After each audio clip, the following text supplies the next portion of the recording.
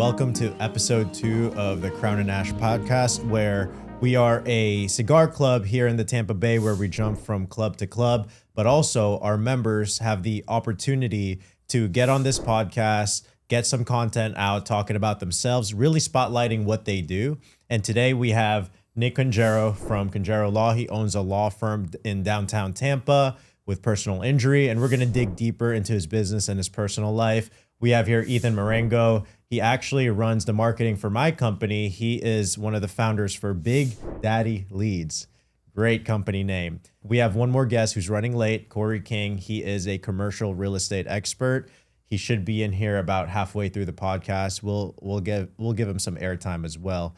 But in today's episode, we're really giving a spotlight. I'm going to ask some general question when it comes to brotherhood, business, entrepreneurship, and honestly, just their personal life. And we get to know these guys a little bit more, and it gives us the opportunity to share their story. I'm happy you guys were able to come here for episode 2. What are you guys most excited to share about? I'm curious. Probably just what people don't know about, my area of the law and how to make an insurance claim, all that good stuff. Yeah. There's so much that they don't know that kind of inhibits them. What about your personal life? Personal life, they should probably know about the motorcycles and all that, the yeah. cool stuff, Which is pretty funny considering your... I know it's a paradox, but Yeah, if you ride safe, you'll be okay. but that's not what you do. Well, on the record. On the record, it's what I do, but What about you, Ethan? You've been in front of the camera a lot, and I think more and more people that follow you on Instagram or whatever social media, they already kind of know about you already, but what are you going to take this opportunity to kind of have this content? What do you want people to know about you that you feel like they can't see through your funny videos, your skits? Yeah. It's funny that you say that because I get that a lot, and I think that there is a professional side that I do need to show more so online, but the skits do get a ton of attention, right? So my job as head of marketing for BDL is to get people in the door for Hagen to close, right, and for Nick to fulfill. So I think there is a side professionally that I can show more often, and I think these podcasts are an amazing way to do it. Yeah, absolutely. And one thing I really want to use this podcast to extract from you is you've been a friend of mine for a long time. And Long time. Dude, the downs is way more than the highs. Yeah. So are you willing to kind of Let's talk do it, a little bro. bit about that? Yeah, let's do it, man. Let's And get honestly, it reminds me of, we smoked some cigars maybe last year, Nick. And it was you, me, and Hagen actually. And you were saying like most lawyers actually get paid like shit. And I want to, and you told me a little bit of like, dude, it was a struggle. You're like, just because you're a lawyer doesn't mean you're financially free immediately. No, it's actually quite a small percentage of lawyers that are like balling out, Yeah. They're the ones that you see, but that's not the common story. Okay. It really isn't. Which blew my mind because when I was growing up, I was like, okay, engineer, doctor, or lawyer. If you become one of those three, you're pretty wealthy. Yeah. Well, that's still what I would advise anyone should shoot for, those three things. But, if you want to make money, one thing I've learned is that if you want to make money, that has to be one of the things that you got written down on your notepad is make money. If you're not consciously going down that path, it's not going to just happen. Even if you're a doctor, even if you're a lawyer, it just doesn't find you. Like you can do a great job and be a great guy and do a great surgery, win a big case. Yeah. Well, I guess you won a big case, you have a lot of money, but if it's not your firm, you might not. So if you just do the right thing and become a great member of whatever sort of group you're in, it could make you a lot of money, but I still think you have to focus on getting to a lot of money or you're not going to necessarily get there. Like on its own merits, it might not get you there. You're saying being good doesn't mean you make money. Yeah, being like the best lawyer, being the best doctor, you might be some great lawyer that no one's ever heard of. So from your experience, that's interesting because most people are like, hey, get your skill set up. And I have my own opinion on this, but for you, how do you get to the money then? It's both. Like you will Both what? most likely not get to the money if you're a bad lawyer. But by being a bad lawyer alone might not get you to the money. You know what I mean? So you got to do both. So you have to be good, but you also need to be focused on how am I growing the business? How am I getting to the money? If you're not focused on the business aspect of being a lawyer and have your own law firm, you might not hit that. What is that though? what is building the business? That's such a general thing. Yeah, a lot of lawyers, and this is one of the reasons that lawyers don't necessarily make a lot of money. There are different types of law, different types of lawyers. Yeah. I am a litigation trial attorney. Yeah. That makes a lot of money. You're going to court, you're litigating your cases. You're a contingency fee, which means I get a cut of my case. And now if I own my own law firm, which I do, I get 1/3 to 40%. That's the standard contingency fee. If you work for someone, you just get a salary, which is, you don't make a lot of money. If you just focus on that, that will get you great places on one case. But how do you get that case? You have to do marketing and networking and doing stuff like this, being on podcasts. And I would say the vast majority of people who go to law school and want to become lawyers have none of that in them. Yeah. In fact, they don't even want to go to court. Like, to circle back, I'm a trial attorney. I'll go to court. I'll litigate. I'll go there and argue motions, whatever it might be. That's not most guys. That most people who go to law school honestly do something else. But really? Yeah, that's a whole different topic. But if you go to law school, come out of it and stay a lawyer, like you go down that path, you might be a probate lawyer, a tax lawyer, family law is kind of in the courtroom. But the types of lawyers that go to court, I wouldn't say they're few and far between, but it's not every type of lawyer. There are many, many lawyers that never end up there. And that all feeds into the same personality type of, like, I don't want to be in the spotlight. I don't like to talk. I don't want to market. I don't do any of that. I want to play it safe. And those are the people that's the problem. That typically don't rise to the baller lawyer status, because you have to be focusing on being a good lawyer, which they have, but also growing a business, and they don't do that. Dude, that's the perfect segue. I 100% agree with that. It's the same thing in my industry as an insurance broker. I would say I'm a really good insurance broker, but I am nothing without marketing. And this is the perfect segue to tie in Ethan, because they help my agency with marketing a lot. So, dude, can you kind of relate to what, I'm sure you work with so many different types of business owners. Yeah. And that's what Nick's saying. Like, hey, they're good at what they do, but they're not making money. What's your, as the marketing expert, what's your perspective on this topic? First of all, it's surprising because, I mean, when you go to school and you spend a fuck ton of money to learn how to do a skill, you expect to be making money out the door. And it's funny to me that they don't actually teach you the skills necessary to be a successful lawyer that's making bank. Right. At least the type that, like, we know a few lawyers that are incredible at what they do and they make a lot of money, but that's because they have more of like this entrepreneur spirit. So I feel like with business owners, it is easier to be an expert at what you do. But when it comes to the marketing, a lot of people just don't know how to market themselves. A lot of people, they don't know how to make it seem interesting to other people. Yeah. And I feel like there's a fine line, because a lot of people try to be very professional because you want to maintain that perception that people have of you, and you want to be very presentable and professional on camera. But the downfall of that is a lot of people might not give a fuck about your business. They might not care because it's not interesting to them. And on the flip side, the opposite end of the spectrum, you can be completely radical and just doing crazy things online, but then you sacrifice some professionalism as well. So I think there's a fine line. But for me, sometimes, I'll be honest, I don't know how to teach what I do. I don't know how to teach marketing. I just do it. That's interesting. I'm going to pivot a little bit here, because they say the true measurement of mastery is when you're able to teach it to someone. Sure. Do you feel like you have levels to grow in marketing, even though you're already good at it? 100%. 100%. I wouldn't say that I'm a master of marketing. I feel like I have a natural, raw talent to gain the attention of other people. But I haven't, it's like getting superpowers for the first time. It's right. Like, I have superpowers. I can fly and shit, but like, I can't really control it. You know, I don't know 100% what I'm doing. Like, I might touch somebody and take their fucking head off. Yeah. Right. So for me, it's like, I have to master the superpower first before I can begin to teach other people, which is why I don't teach what I do, because I figured out a method that really, really works well for our company, BDL.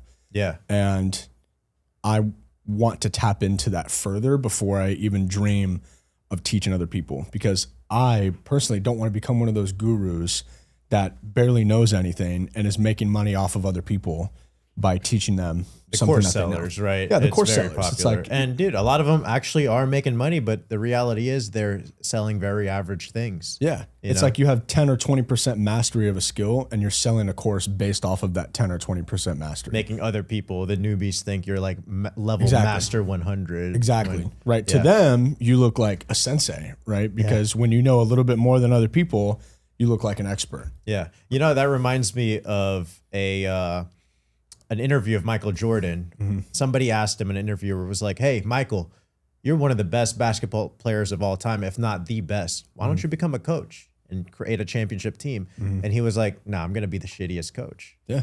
He was like, and the interviewer was like, "Why?" Well, because if a player comes up to me and it's asking me, "How do I increase my free throw percentage up?"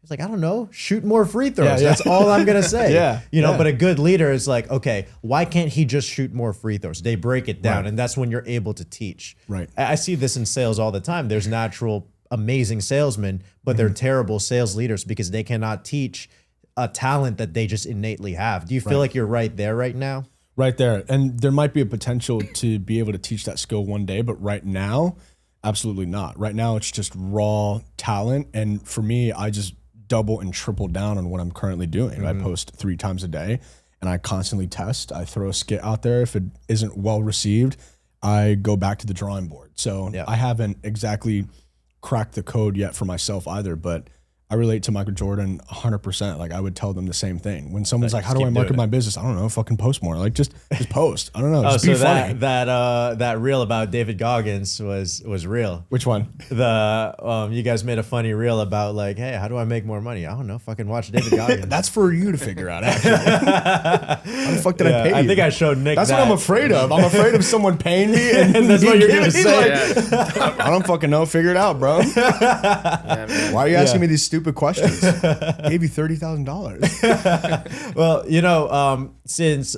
we're already talking about business, I'm gonna pivot back to Nick here. You know, you're both in different industries, and I'm in a different industry, but you all build relationships and influence people daily, right? Nick, I'm gonna ask you first. What does your business really represent to you beyond making money? I know we're all here making money, Yeah. and I might be asking hard questions here, but you know, if you could open up a little bit, what does it mean to you beyond making money? Well, you know, it's funny. If you ask that to anybody, they're always going to be like, "I don't really know," because it is a weird question to like ask yourself, like, why do you do what you do? Because you're so busy doing it that you never really get to ask that. But I think for me, it's because from a very young age, my parents they were like hard-nosed parents, you know, like you got to be everything, you got to be all of it at the same time. So I had it ingrained in me that you are like on this planet to help other people through difficult times, that you got to be like a professional to do. Because before I was going to be a lawyer, I was going to be a doctor. Like I have all the schooling up right through the MCAT actually, all the way until going to medical school. I didn't do that. Wow. But that was the first thing. So for most of my life, I felt like I'm going to be an orthopedic surgeon or a maxillofacial surgeon or something like that, something crazy. And then I had to pivot because of just a bunch of different reasons. But like it became clear being the doctor is not the thing. What are you going to do now? And that's when I was asking myself that same question. Like, why did you want to be a doctor? What did that mean to you? And it was what I said. Like, I think I just need to be a high level problem solver for like the average kind of person. Like I want people to come to me to figure out things that are above what they've ever seen because that just feels right. It's probably just what feels right to you. And that's how I figured out maybe being a lawyer is the same thing. It's different. It's not like being a mechanic. Like being a doctor is kind of like being a mechanic, which is one of my biggest hobbies is working on cars and motors. So that all made sense to me. Yeah. But I never thought about being like a logic mechanic or an argument mechanic, which is it's kind of how you could describe being an attorney. Like you're figuring ways through all these laws that don't really exist, by the way. It's not like in the sciences, like this is a real table. Yeah. The law is all made up. Oh, cool. Law And isn't you- real. Great. It's all it's all fake. That's how I feel about it. So you Coming got to from a figure out lawyer. your ways I through love it. that. And that was a new skill set that I was admittedly not good at in the beginning. I went to law school blindsided. I was answering these questions on the finals like a scientist, you know, like Sure. Here is the answer. Here's how you get to it. There's nothing else. And if you do that, you're going to get like a B minus, maybe like a C, whatever it might be. Right. Because A, you're graded on a curve, and B, all these other kids are English majors, history majors, poli-sci, and they have been trained that nothing really is what it is. It's what you think it is, and you're only as right as you can convince a jury. That's the reality. Interesting. Powerful. I heard this from a very experienced attorney recently, and I kind of shot him a quote about it. He was talking to me. His name is Ralph, the lawyer Ralph. Name drop. But yeah, name drop. I don't know. I'll drop half his name in case he doesn't want to be on the podcast. But he was describing like the result of a case, and he's like, to this day, I still know that I'm right. But he was more right because the judge found in his favor. Wow. And I was like, isn't it funny how being right isn't right? It's just how right are you to those people? Like that the one jury, person. the judge. Yep. That's what makes you right in the law. And that's what's different between the law and science. Is science doesn't matter who you are or what you think. This table is clear. It's fact or it's But in the law, as long as I'm funneling my way through what people have written and what prior judges have made case law on and what the black letter law statutes are, I could convince you this is actually made out of water or it's not clear because there's black under it. Dude, that is powerful because That's how the law works. Wow. that's why there's so many loopholes in the justice system and the criminal law. Yeah, so to circle back to the origin of the question, which I'm very far from now, I think the reason I do what I do is because I want to be a high-level problem solver. I started with the sciences as a doctor, then I switched over to the law, and now I've had to learn that new thing of like, there's no one answer. You got to just convince a bunch of people. So like a whole mind shift, but I'm still doing, I think, at its core, the same thing as I would have been as a doctor, just on a different medium, Dude, I love that. And I'm going to build on top of that and pivot here to Ethan. Tying in what you said just now, and the first thing you said about there's two things you need to make money as a lawyer. It's be a good lawyer and be good at business. But I actually believe there's only one real way of making a lot of money.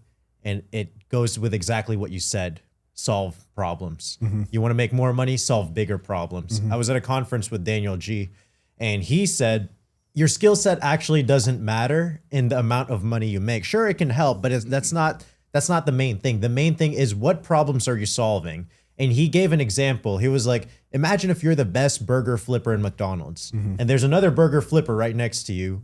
Shitty job at burger flipping, ketchup everywhere, just a mess, right? And you are over here making the perfect Krabby Patty, right? I don't know. And the thing is, in reality, you and the other guy that sucks at making burgers are getting paid exactly the same, even though you have the same skill set, Yeah. right? Because you're solving the same exact problems, giving Krabby Patties to people ordering at McDonald's, Yeah. right? Now, who's getting paid more than them? Their store manager, because the problem the store manager is fixing is managing a whole store. Who's getting paid more than that store manager? The district manager, because it's a more stressful, bigger problem they're solving. So at the end of the day, obviously skill set will help you solve bigger problems, but it doesn't matter. You're just going to solve problems. No, and then the other thing that can happen too in that example is if they're equal, well, let's say one of the Krabby Patty chefs sucks. Yeah. And then the other guy is great, but this guy knows how to, run an Instagram page. He gets very popular because he's great at doing transitions and people follow his business. Yeah. This guy's going to make millions at his restaurant that he now franchises out. Right. Even though but his burgers now he's suck solving compared other to this problems guy. at that point, though. Yeah, You so know it's what I not mean? only can you escape it by going up the chain, you can escape it by, like Oh, I was there's- saying, you're great, but you do nothing to get yourself out there. Dude, that's a great topic. Do you have anything to add to that? Do you have any experience with like Flipping Krabby Patties? Yeah, Yes. exactly. No, solving problems, and you realize, hey, I used to solve, or actually, you used to be a videographer, right? Yeah. You worked for a content creation company at Yeah. one point, and I'm smirking because I don't like the company that I work for. but when you work for that company, you were solving small problems, Yeah. and your income reflected it, and now it's bigger. Can you kind of share that story of how problem solving increased your income? Yeah, 100%. I mean, my previous role as a videographer, my job was to show up and press record and organize footage. That was it. That skill set is not unique at all.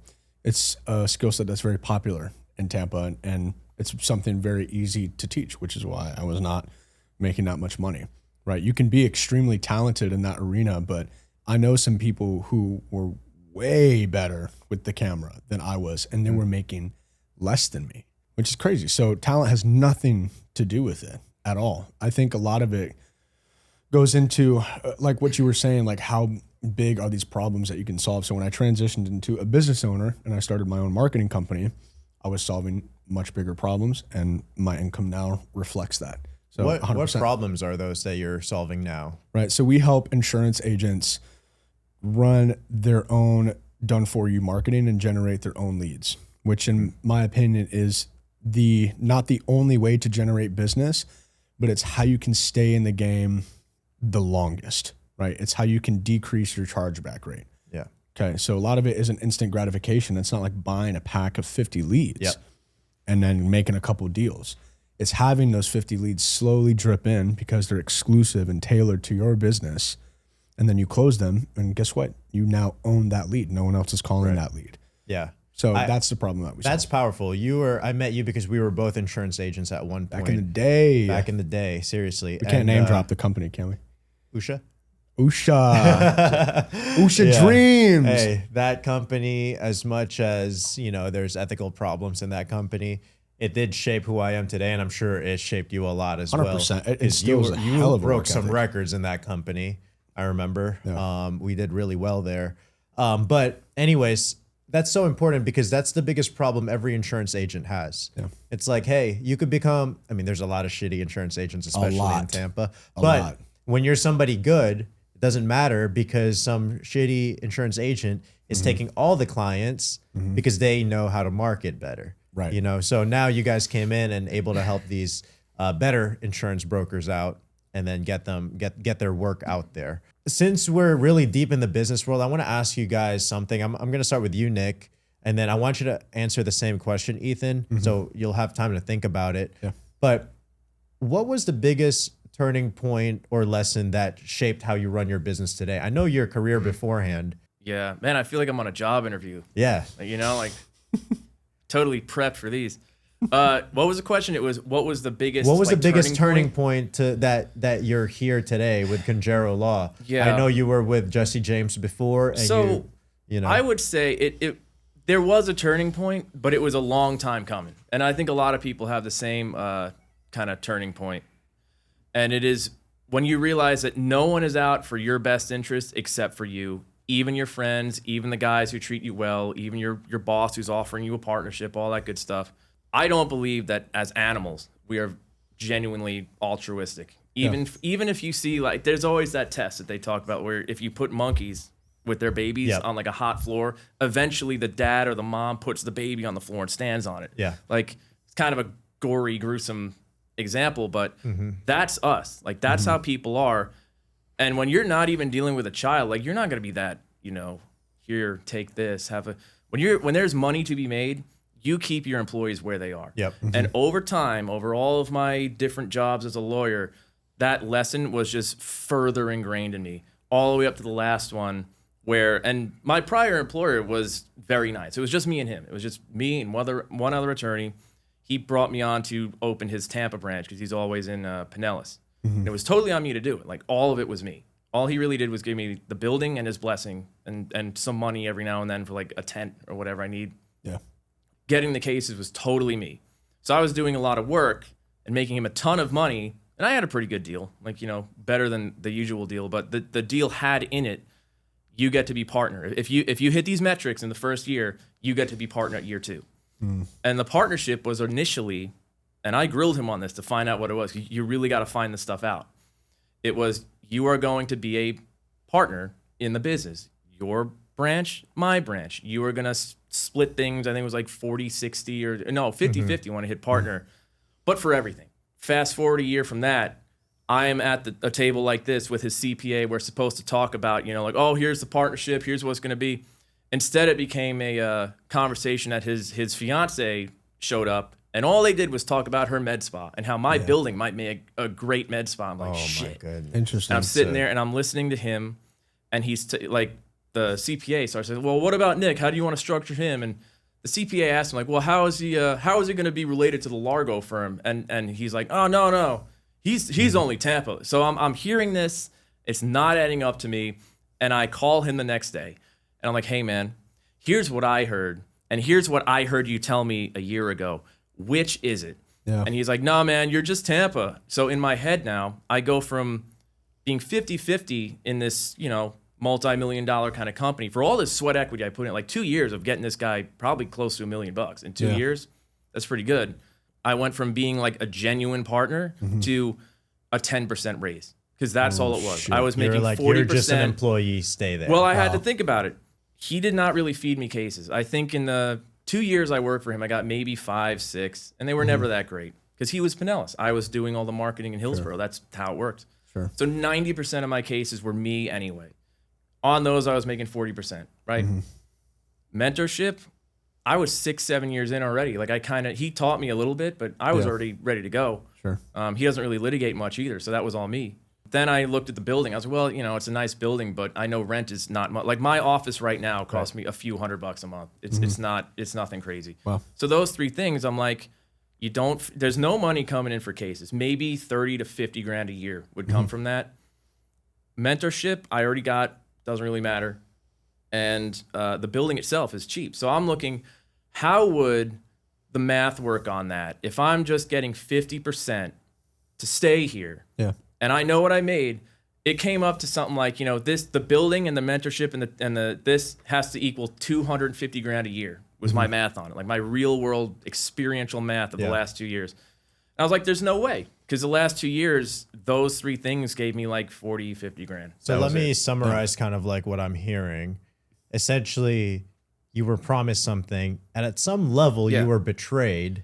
At some level, I don't know if that's the right word. Well, but your expectations were let down. Right. So to circle back to the turning point and the lesson, this is all to say that I was ready for it because I already knew this stuff. You can ask any of my friends when they're like, oh man, you're going to get the partnership. Like you got it. Don't worry. No, he's not going to do that to you. I was like, you watch, you fucking watch this go through. Like, I bet you something happens. And I still love my pride. Like, I'm friends with him. I go see him. Yeah. It's not the most crooked thing I've ever seen in the world. He acted like he doesn't remember it that way, but whatever. Like I was saying, it was stepping stone to the turning point. This was just the last one to do it that made me like, I am right on this. This is what it's going to be. That was my turning point. It was I saw it in the wind. I didn't trust it. I had all these lessons from before of people doing this, and I employed the lesson and set myself up right for this failure. And thank God I did. And here I am.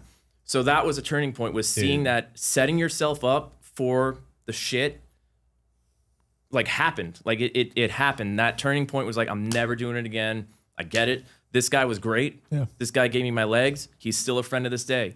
Even a great guy and a good person, when it comes to business, it's still him. It's still him. So that's so important because now you were able to realize that, hey, I'm going to take the matters into my own hands. Now, Ethan, I'm going to ask you the same exact question, and then we're going to take a little break right after this. But the last 4 years, bro, it's always talk of like, dude, I'm going to start my own thing. I'm going to do this. And then there was just something that kept, as a really good friend of mine, we've had conversation. I'm like, bro, just fucking man up and do it. But something was holding you back. But eventually there's a turning point where you're like, fuck it, I'm quitting and I'm doing it. Was it also a gradual thing like Nick, or was there just a click in you? You're like, fuck this shit, I'm worth more. Yeah. I think share your story, please. Yeah. So was it like a pretty ballsy thing? Quick K. Late. What's up, man? How are you? Yeah. Let me see. Mr. Late, yeah. Mr. Late guy. Let's get back in the emotions here. All good. I gotta hear this one. All good. Nice to come in. So, Fix your mic, Corey. I'm actually going to take some of your water since you were a little bit. No, not my rations. All right, what was that turning point like? Because I know you've had a lot of mental and literally financial struggles before you were able to get that. Remember when I bought you dinner? Struggles. I don't know about mental struggles. Let's not like. Let's not get him on any list. Tell him about the burrito I bought you. You're trying to get too. Yeah. Let's not bring that up. No. For me, I mean, dude, I've been on this entrepreneurial journey since I was young, since I was 18. So the realization came at a very, very young age for me. I was a medical assistant trying to get my patient care hours for med school. Okay, I was getting all my tests squared away. I was applying, and the pivotal point for me hit when I remember I worked 2 weeks straight. I think I worked 14 hours a day, every day. I wanted to see how much money I could make. And I worked 120 hours, I believe. No, 130 hours. Worked my ass off. And I think I made a paycheck of like $1,500. And I was like, salary fucking sucks. I'm like, salary fucking sucks. You're telling me that I'm the hardest worker in this office and I got paid less than some of these people just because I'm younger. No way. So that set me on the journey of entrepreneurship, which first came in the form of sales. I got a sales job. Okay. Did that for a couple years. Then I got into insurance. That's where you and I met, I believe in 2022, 2023. And that's where I got the kick for working for myself and being my own boss and owning my own schedule. You made that first 5K commission week. Right? I think, my first month in insurance, I made like 12 grand. Did you get to make your own schedule though? I did not get to make my own fucking schedule. That's a lie. That's a fucking lie. They lied. It is a fucking lie. You don't make your own schedule. Your schedule controls you. But that wasn't the turning point. But that wasn't the turning point, right? So after that, I ended up leaving that company and I had to face many, many battles after that. And the turning point came when I actually had job security, when I had a salary for the first time. Because that's what most people want. Yes. But that was your Most turning people point. want security. And when I had it, I hated it. I hated looking forward to the paycheck that I was getting every week because I was so dependent on it. And I had no desire to work harder or work longer hours because I knew the money wasn't going in my pocket. So that was the turning point for me. And it took me so long to become an entrepreneur again and take that leap of faith because I had grown so dependent on that weekly paycheck that I was afraid to take the leap. Dude, that's almost like a poison. It's like, it is. Hey, I'm just going to give you a little bit just to stay, but you're so dependent on me. Right. And I felt that. I felt it like creeping up on me. And I was like, if I stay here for another 6 months, I'm going to be fucking But trapped. that wasn't your turning point because now you're saying you're dependent on it. What was the point where you're like, yeah, you were dependent on it and you could feel it. But what was the point where you were like, I need to get out like right now? I believe that is when we started talking about creating our own company. That's when we started talking about creating Big Daddy Leads.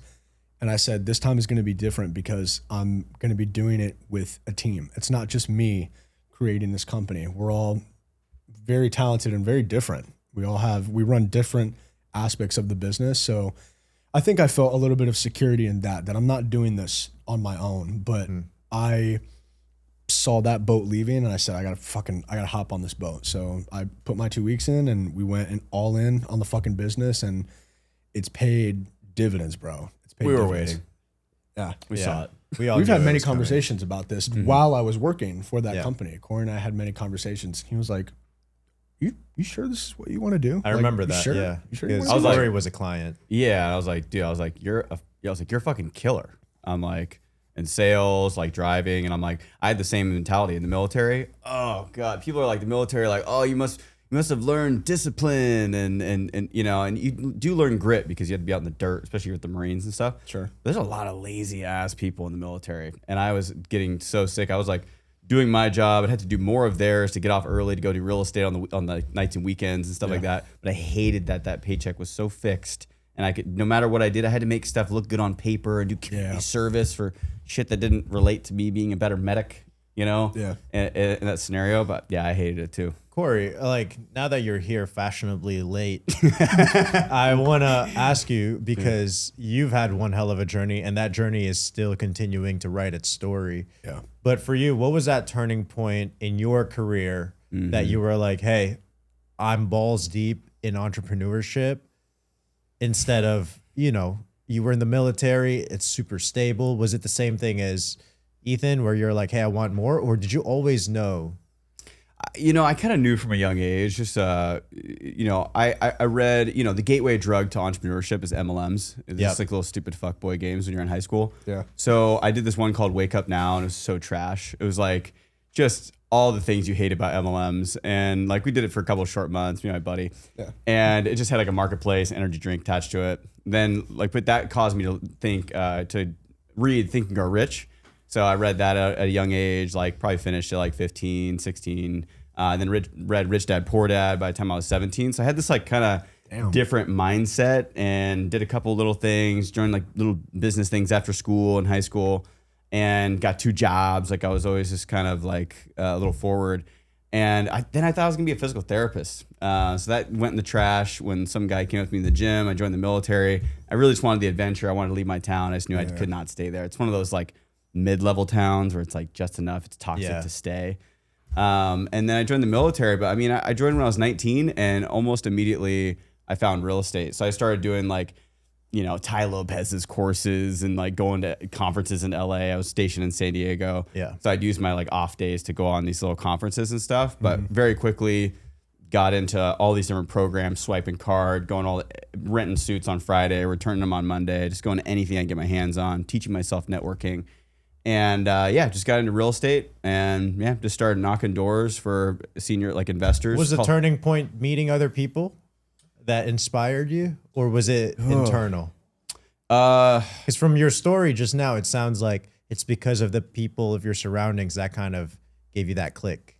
Yeah, so the high school, the turning point was definitely like reading those books. That was the first one. That was like, whoa. You know, when you're young, you're 14, that kind of consciousness, you're like, dang, like there's a lot more to life. And then when I left for the military, you know, it was kind of interesting in my experience because like the military was like polarizing in a way where I was like, I love being in the military. I love the grittiness and like the humor. Brotherhood. The brother is it's a certain flavor. Those who are in it understand it. Those who are not just wonder. You know, it's super, exactly. But the turning point, honestly, was for real estate in particular. My mom was going through foreclosure, and I was researching how to fix it online. Figured out how to do that. Obviously, get a bunch of ads. I started doing those programs. Meanwhile, I was already in other entrepreneur stuff, like social media marketing agency stuff, like Ty's old stuff. Yeah, just figuring it out. I didn't know what the hell I was doing. Isn't he getting sued yet. by the SEC right now? Yeah, he is. So you were part of the scam. That's cool. Hey, I'm gonna make it here in my garage series. So, but you know, honestly, he had a course, and I will give so much credit to him for this. He had a course called the 67 Steps, and it was not related to business. It was related to life principles, distilled down from like one was like about Michael Jordan and what comes from that, and like it was a major pivot point. And everyone who's gone through that course is like, it's like OG shit. Sick. And that just kind of sprung me in this way of just like, no, there's this other life over here of self-development, entrepreneurship, being a founder, and you know, all this different stuff. And then there's the military. It's like fixed mindset, dogmatic, polar opposite, just polarizing. But so that's why, you know, the man in the arena quote was so important to me, because I had to handle criticism from the military side. They're like, what the hell are you doing? Like, why are you going spending thousands of dollars to learn this when you have your GI Bill? And I'm like, the GI Bill's trash. There's nothing I want to learn from that. And their entrepreneurship courses are. I don't want to learn. One thing that made me laugh is I remember one of your commanding officers were like, "Why are you reading the book How to Win Friends?" Yeah. And he was like, "You need some friends." You need some friends. I hid the book in another book because I was like, "Oh, these fuckers are gonna say something about it." And I'm like, I hid it, and they found it. Yeah. But, you know, and then they would be all behind. Like I'd be reading like a real estate and tax strategy book or something like that, and then they'd be like, "What are you learning?" It's like, dude, I love that. Learning. So if I summarize, your turning point was when you bought a course from some guy that created a Ponzi scheme and it really changed your life. No, but in reality, I'm sure he had some good stuff in there. And I'm sure the whole deal with this business is something elsewhere, but he probably had good value and life. Tremendous messages. back then. Yeah, absolutely. Yeah, that's just a joke. I don't care for Tai Lopez at all. Yeah. Dude, I'm gonna pivot the topic here. Nick, I'm gonna go back to you. You know, we've built Crown and Ash around the idea of iron sharpening iron, and all three of you are founding members of Crown and Ash. How does that concept show up in your life or in your business? Iron sharpening iron. Yep. Well, that's men building other men. Yeah, men building other men. Well, I don't go to the gym that much, but I can tell you better step up. yeah, I know. Kidding. Gotta get these injuries out of my head. Yeah, I mean, iron sharpening iron is, I would say that comes into play a lot for a lawyer when you're working with other lawyers, which I unfortunately I'm not really doing that now because I'm on my own. There's no other lawyers in my practice. But up until then, that came in big time, becoming better at the craft. That's how it helped me. And it wasn't just other men. Like, there are good female lawyers. You know, they'll scream louder. That's what made me better at the craft, was the iron sharpening iron thing. Because, you know, there's plenty of ways to do it. There's certain case law that I might put into a motion. There's certain ways I might file discovery, whatever it might be. Certain phrasing. Phrasing is a big deal in the law. Like, if you're doing litigation, your phrasing is a big deal. Even in pre-suit, when you're doing like demands and whatnot. Yeah. Sharpening that up, like polishing that up, and just the skill set that goes into that, all of that was taught to me by other lawyers. Because law school doesn't teach you anything. Okay, like it really doesn't teach you anything. Nothing program. It teaches you real estate license, mortgage. Yeah, it's like everything. Law school teaches you like the big flyover, you know, constitutional reasons why things exist, but it doesn't teach you anything about anything else. You learn to be a lawyer after law school from other lawyers. Love that. OJT, so that's OJT on the job. Yeah, on the job. Exactly. So that's really where it comes in for me. Like that iron sharpening my irons is. So to be a good lawyer, you got to be surrounded by amazing. You got to be surrounded by good lawyers, or not even. They don't have to necessarily be good, because there's so much to being a lawyer that you don't have to be a genius to know. It's just like the foundation. They got to be willing to teach. Yeah. Because the other issue with lawyers, and probably doctors too, like when you're super high level, or you think you're super high level, you don't feel that you have the time to teach, nor should you, because you're just like above it. Yeah. There are a lot of lawyers that have that complex and they don't want to teach. So even if you have like a mid-grade guy who just kind of knows what he's doing, him being open to teaching you is better than having some great guy who's not going to tell you anything. You know what I think it is I've worked under too? great lawyers like that I didn't learn from, but I did learn a lot from their underlings, you know, who don't know as much as he does, but they know more than I do. It's still working out. I love that. I feel like that also, you know, I love the teaching of extreme accountability. I feel like you being the person that extremely high level lawyer is willing to take on as an apprentice is probably on you too, a little bit at some level. Obviously they have their ego and pride, but you got to show them you're that person ready. So I think that's like, you're a great lawyer, and I love that you're humble enough to say, hey, it didn't happen because of just me. It was because of the other lawyers. And people will notice it. Yeah. Like other lawyers will notice that. People have noticed it about me, which has helped me get to where I am.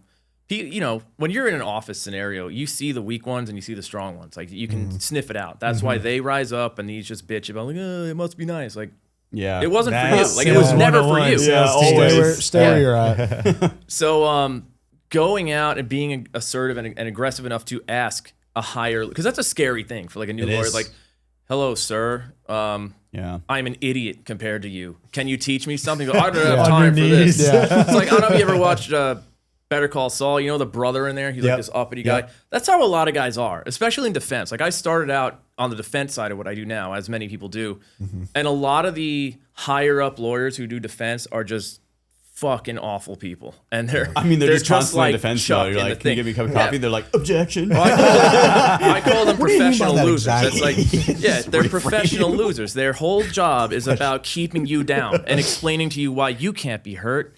There's no way you're professional hurt. You're a liar. Yeah, I have no basis for this, but State Farm and Geico and Allstate and all of them are paying me to figure out that you're somehow lying so they can keep their billions of dollars from you, the guy who's got $28 in his account. Yeah, money. So the guys who stay in defense for longer love that shit. And those are the type of guys that you're learning from, because you have to get the shit job first. Yeah. So you're always working with like the Chuck types at the beginning of your career when you're trying to get up. So asking that guy is a bold move. And other lawyers see you do it, and from early on will have you pegged. It's like, this guy might go somewhere. Yeah. And that ends up translating to you. They're like, hey man, like I know you want a new job. I know you don't like defense. My buddy is a plaintiff's attorney. I heard he's looking.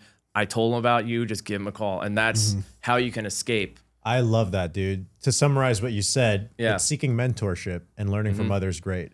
Dude, that's played a crucial role in my career for sure. Yeah. Did you want to add on to that? Because that was just in the idea of getting a mentorship. Like, let me know if how this applies to law. But I just looked through different frameworks. Like, for one, I think in life it's really important to follow like the 33% law. So it's like 33% of people are your mentors, 33% of people are your peers that you like you're jabbing. You're like I'm gonna beat him today, you know, and like on that sales floor kind of vibe. And then 33% of people you're actually mentoring, so you can like you sharpen your craft, because you don't want to be pouring in bullshit to these kids.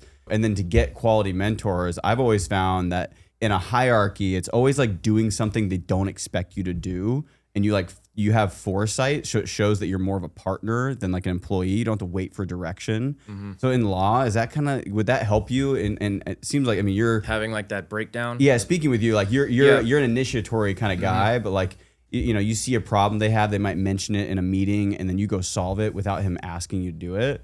Like, that's how I see getting the highest quality mentors. So you're saying that if I took on like I heard a higher up guy having an issue and I took it upon myself to solve it for him, will that get me anywhere? Proactively, yeah. I think it will get you some, depending on the guy. If it's Chuck, no. But if it's, you know, Chuck, Chuck from the show, like the shitty guy, you know, like I'm the greatest that's ever, like that guy. If it's to that guy, he's like, oh, just fine, play on those thank guys' you, egos. and then that's it. Just goes right over it. But if you're not that guy, if your boss or whoever you're reporting to, your higher up lawyer is like cool, then it's worth it. A big part of climbing the ladder to where I am, I guess on your own, is being able to read the other lawyers that are kind of in control of you in the beginning as good guys, bad guys, like what are they? What are they going to offer me based off their personality? So I would say do that first. Judge, is this guy going to appreciate this or not? And if you think he will, probably a good idea. If you think he won't, not a good idea, because you have so much to do. You got billable hours to hit. You got things to not mess up. You got 5 different attorneys who have the cases that, in like your first year, you don't really have your own cases. You kind of help them. So they're all waiting on things. So it's a balancing of how much time do I have? What are the things I have going on and how hard are they? Can I fit this in there? And if I can, is it even worth doing? Because is this guy like a dick, or is he cool and going to somehow rise my standing in the field? Yeah. It's hyper like corporate political when you start out in a way that even corporate companies aren't. Like you can be ignored at a corporate company. You kind of can't when you're an associate, even if you're at a big firm. You got metrics to hit. You're, you know, an expert on some level even when you first come in. So it's hard to just fade away into the background. Like you can't really hide, and you're looking at all these things. Yeah. I love that. There's a quote that really resonates with me that is relevant to the message you and Corey are talking about. If you can't sit on the table, serve that table. But you got to choose who you serve properly. If you serve the asshole, the Chuck, getting yourself nowhere. But if you serve somebody that's appreciative and willing to give back, who is a servant's heart, he's probably going to pay you back tenfold for something like that. There's a level of humbleness, and you have to like check your ego in order to do that. Yeah, and I would also don't have it. I would dovetail off that. Like, if you really can't serve the table, like if these people have no appetite or whatever the reason is, find a different table. Yeah, there you go, dude. That's powerful. Yeah. That's the other side of it. That's so huge. Pivoting in entrepreneurship is number one. But I want to circle back to the original question of, you know, Crown and Ash was built on iron, sharpening iron. And for you, Ethan, specifically, you took this to the next level that you chose to live with 2 other men. Yeah. Tell us about that. Yeah. How does iron sharpening iron? Best yeah. decision ever. Best decision ever. I know it's so overhyped online, and me, I'm fortunate because I don't have a wife. I don't have kids. I'm 25 years old. It's more acceptable for me to do that at my age, right? So I am lucky in that sense where it's not frowned upon. But me moving in with my 2 co-founders, not just friends who are dicking around, my co-founders, we have been able to move with such speed and efficiency. We just get shit done. That's why our business has blown the fuck up, because we hold each other accountable every single fucking day. We don't let each other skip the gym. We don't let each other slack off. We wake up at the same time every day. We work from 9 to 7 every single day. We have meetings together, everything. If something needs to be done, we just fucking shout across the room at Nick to get it done, or vice versa, right? If Nick needs something from me, I can get it to him right away. So not only do I live with very close and good friends of mine, but I live with my fucking co-founders of the business. It's just sets us apart 100%. Compare that to the days where you didn't live with the guys.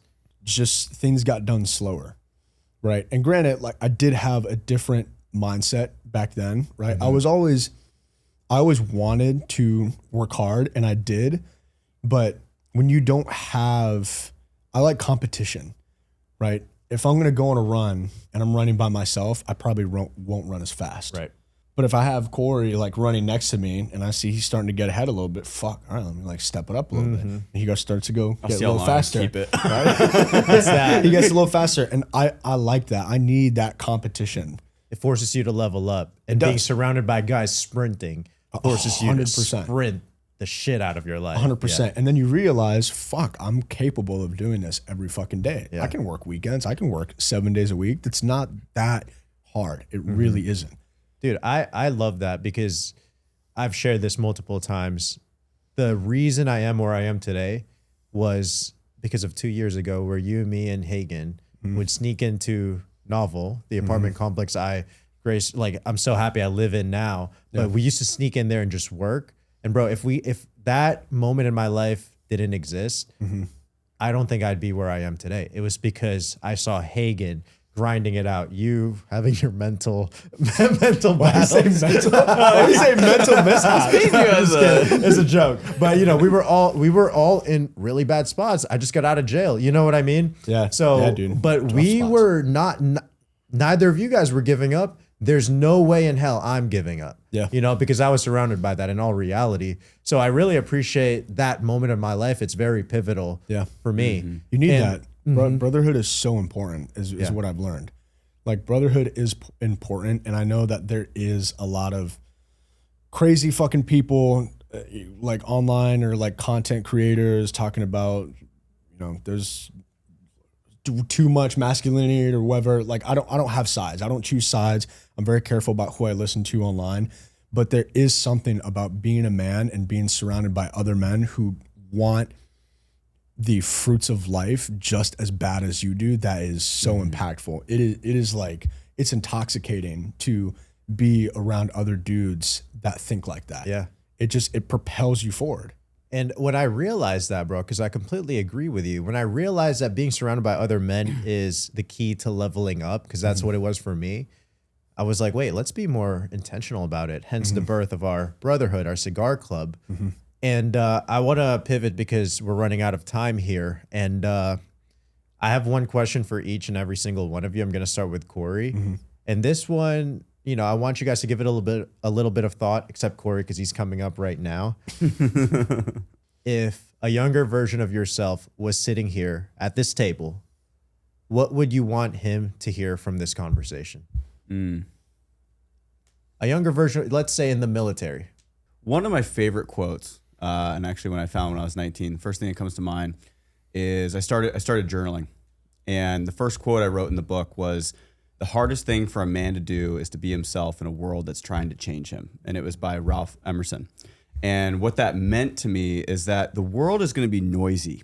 It's going to say all these things. You should do this. You should do this. You shouldn't go to entrepreneurship. You should GI Bill. Whatever it shows up as, and it's just noise.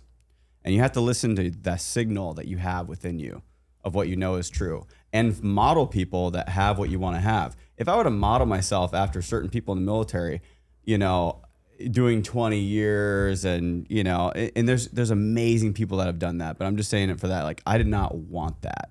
I did not want that life. I had this mentor named Dave Boswell who led the real estate club, rest in peace, but he was so impactful for my life. He was representative of everything I wanted to be in a man, leading this club, did nonprofit work, was like, just rock solid on his word, on everything that he did. And, and so he was the signal. So once you find a signal that like is resonant for you and that where you want to be, follow that and block out all the noise, because the world is going to try to shake you off that. And you got to be like an oak tree. You got to have deep fucking roots, and you got to be able to withstand that storm, because the wind's going to blow all the time. I love that, bro. That's powerful. And I think every young entrepreneur, teenager who has big aspirations needed to hear that. Ethan, coming to you, a younger version of yourself, I don't care which area of your life, if he gets to sit on this table with people that have built businesses, including yourself, what is the one thing you wish that younger version of you would hear? I think back to a very particular time in my life when I was maybe 21 or 22, probably the worst couple of years, from ages like 20 to 22, were the worst years of my life by far. Like mentally, physically, health wise. Told you about mental. I was like, I don't know why you said. I couldn't stop mentally, it. I don't like using that word Continue, though. continue. More so, I didn't have a strong mindset. Right, I had let go of a lot of things that were important to me because I didn't have the strength to hang on to them. So I would say, if I could get one thing, is just that the things that you want in life are achievable just because you're not surrounded by anyone that doesn't have what you want. So to keep putting yourself out there, keep making friends, keep trying and keep failing, and fail faster. I would say, like, don't be hesitant faster. to make decisions. I second that one. Ooh, yeah. No, seriously. I wish I would have just pulled the trigger. Dude, that's so powerful. Thank you for sharing that, bro. Yeah. I think if a younger version of myself heard that too, it would actually be impactful and be like, dude, just do it. Yeah. You got so much time. I try to pour into my younger brother as well. My brother's 20. There you go. I'm like, congratulations, you're 20 years old. You're about to have probably the worst 5 years of your fucking life. Congratulations, Dude, I love bro. that. That's powerful, So, bro. But I tell him that all the time. Fail faster. Nick, what about you? A younger version of yourself. What's the one thing? I wish younger version of myself would think a little bit differently about like what success is, what you're trying to do. I would want him to start thinking not about the goal as much as the process of getting there to what you're after. Because if you focus on just the goal, anytime you're short of it, even if for good reasons, like it just takes time, for example, if my goal is to run $1 billion law firm, I'm going to be unhappy until I get there if I'm only focusing on the goal. And I've noticed and I'm trying to work through this now. I'm realizing this about myself now. If you focus on the goal, going to the gym sucks because your goal is to look like Arnold and you don't for 4 years. It's going to suck every time. If my goal every day is to complete this list of things that I have to do and I only get, 3/4 of the way down it, I should be happy about that. If my goal was out here, though, I'm not going to be happy. Stress is the difference between what happened and what you think should have happened. That's where stress comes from. What you think should have happened is your goals, like that final finish line type goal. So I'm working on it now, and I wish I started working on this earlier because the whole mindset change, and that's a very slow process. But I would have wished that my younger self would have been taught by someone older like me right now to start thinking like that. Don't only focus on the goal. Don't only give yourself the trophy if you hit the goal. Give yourself that trophy for the work that you're doing towards it. Make that your goal. Like your goal should be the thing you're doing to get to whatever that is. Love it. I absolutely, and I also think about that. I mean, I don't think it's something that you just kind of like figure out. You know it as information, but I think it's a daily practice to input as wisdom and like live that life. And it's also like an identity thing versus like I am the billionaire. Like I am the guy that has a nice body versus like I'm the guy that goes to the gym 5 days a week, and that's like that is part of my identity. Right. And I think that's like you fall off of that, and it kind of falls out. And there's like these sneaky ways that it sneaks in, and these things, but it's a curating. I mean, Right, and it's like you said, if all you are is a bunch of goals that you haven't hit yet, what is your identity? Except like a failure, basically, in your mind. That's how a lot of people feel, and they're very stressed about it because it's that gap of what you wanted to be and what you should have been and what actually is going on. Bro, yes, both of you are completely correct. And I actually teach that exact concept to my new agents. Don't be so attached to that 10K sales in a week. Be attached to the activities that will get you there. How many presentations, how many closes, how many, dials, or how many cold outreach have you done? Reward yourself for the activities, the actions, not the end goal, because that's powerful. Dude, I appreciate you guys sharing. I actually just had a thought that I wanted to share. If my younger self was sitting on this table, there's one thing I will seriously want him to understand. If he was able to sit here right now with 4 of my friends at the level we are now and the level we're growing, is I want to tell my younger self, you are weak by yourself. You really are. I'm sorry to say it, young Kyle. Like, you are just not him. But you become a strong person when you meet the right friends that pushes you. It's as simple as that, bro. Like, not to be lovey-dovey, I didn't even drink anything, but seriously, like you guys have pushed me to where I am. I never thought I'd make 6 figures in my life. I thought that was my dream at one point. Yep. And just to wake up happy, bro, because I'm like, hey, I got some good guys. I got my back. Yeah. It's so important when you're in the trenches and you're in and out. You know, I've had peaks, valleys. You know, I'm building companies now, but it's when you can share it with some laughs and blow off some steam with some boys that you trust, and you can share your wins, wars.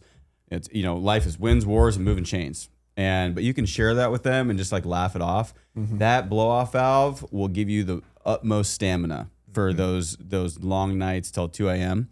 And I think that's so important. When you do it alone, it gets real tough. And I'm in this course. There's a famous author named Jamie Wheel. I'm in this course called Anti-Fragile You. And he gives this great analogy. I think it's really relevant to this. So the idea is that, so if you're just in a little dinghy boat in the ocean and there's a bunch of waves, every wave feels really strong to you. And there's actually a science like big ships, they're able to cut waves and withstand waves much better because they have mass, right? So I think about that with community. If you're just a little dinghy out in the boat, you can get flipped over like that. But if you're with a crew and like a brotherhood, you can withstand waves. You can literally move quicker because it cuts the wave different. Yeah. And your surface area covers more.